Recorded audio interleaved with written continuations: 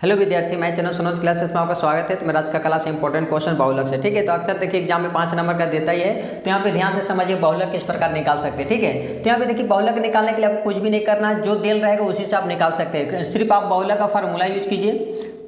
बहुलक बराबर क्या होता है, एल प्लस ब्रैकेट में F1 माइनस F0, ठीक है। अब बाई में क्या होता है, F1 2F1, ठीक है। 2F1 माइनस F0 और माइनस F2 होता है, और इंटू में क्या हो गया, H हो गया, ठीक है। याद रखने देखिए F1 यहाँ भी F1, F0 F0, सिर्फ यहाँ माइनस में क्या होता है, F2 हो गया, ठीक है।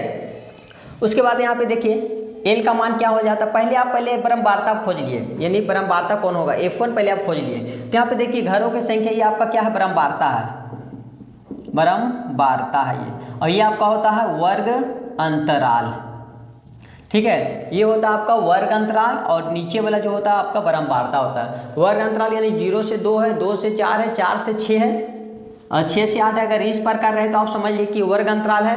और संख्या जैसे कभी छोटा कभी बड़ा, कभी छोटा कभी बड़ा रहे तो समझ लिए ब्रह्मवार्ता है आपका, ठीक है। तो यहाँ पे आपका ब्रह्मवार्ता दे दिया है, वर्ग अंतराल दे दिया। तो सबसे पहले खोजिए कि यहाँ के पे F1 कौन होगा। तो ब्रह्मवार्ता में देखिए जो सबसे बड़ी संख्या होगा वही आपका F1। तो सबसे बड़ी संख्या कौन हो गया, 6 हो गया, तो आपका हो गया F1। और 1 से पहले क्या होता है, 1 से पहले क्या होता है, 0 आता है, तो ये हो गया F0। और 1 के बाद क्या आता है, 2 हो गया, तो ये आपका हो गया F2, ठीक है। F1 भी मिल गया, F0 मिल गया, और F2 भी मिल गया। अब आपको खोजना है L। तो F1 जो हुआ इसके नीचे वाला, उसके ऊपर वाला F1 यानी जो ब्रह्मवार्ता जो होता है उसके वर्ग अंतराल का निम्न सीमा लिया जाता है, ठीक है।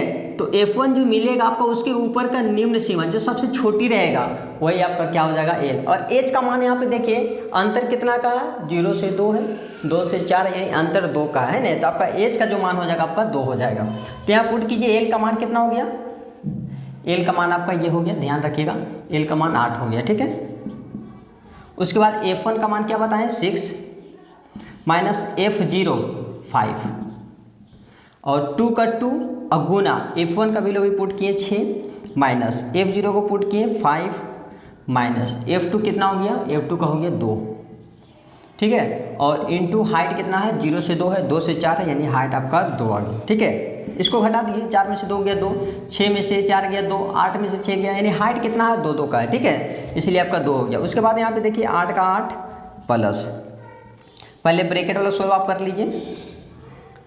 तो 6 में से 5 गया 1, उसके बाद यहाँ पे क्या हो गया, पहले इंटू कर दिया आप, 6 दूनी का कितना हो गया 12, और माइनस माइनस क्या हो गया प्लस, ठीक है।